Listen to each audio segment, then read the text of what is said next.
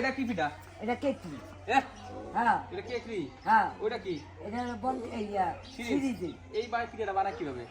এটা কাপ দিয়া মানে চাল কুটটা আছে বন্ধের উপরে তেল দিয়ে আছে বানে আছে চুলায় আগুন দিয়ে আছে আবার জাল দিতে হয়। আর ওইটা ওইটা এই ও হ্যাঁ সিরিজ দিয়ে ওই যে এমন করে বানায়। হ্যাঁ আর এটা সিরিজ। হ্যাঁ হ্যাঁ ওইটা এই একই। আচ্ছা এই এই যে এই পিঠাটা খেয়াল করছেন এটা রঙিন, এটা লাল কেন? এই যে লাল দেখা যায় রং দিছে দেখা স্যার। এটা রং দিছে। হ্যাঁ ওই যে এটা দিছে হলদি আর আর এটা এটা এটা হলো সাদা।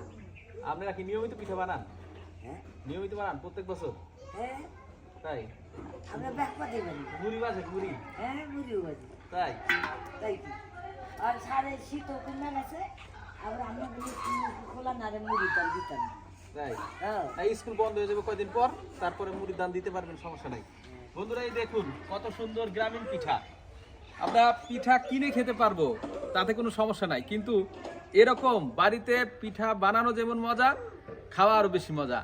আর যদি কেউ বানায়া দিয়া বাইজা খাওয়ায় দেয় তাহলে তো আরো মজা, তার সাথে তো তুলনাই হয় না। তো বন্ধুরা আপনারা যারা পিঠা খেতে পছন্দ করেন একটু নিজে পিঠা বানায়া তারপরে খাওয়ার চেষ্টা করেন, দেখবেন যে অনেক ভালো লাগবে। পিঠাগুলো যেমন ভালো লাগবে আপনার মনেও পাবেন অনেক শান্তি।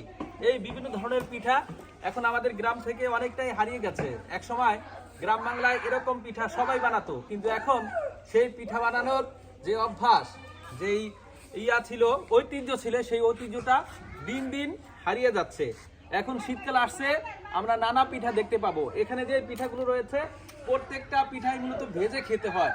কয়েকদিন পর যখন রস আসবে আমরা সেই রস আসার সময় ভিজা পিঠাও খেতে পারবো। আজকে এই পর্যন্তই, আবার হয়তো অন্য কোনো বিষয় নিয়ে আপনাদের সাথে কথা বলবো। সে পর্যন্ত সকলের সুস্থতা কামনায় বিদায় নিচ্ছি।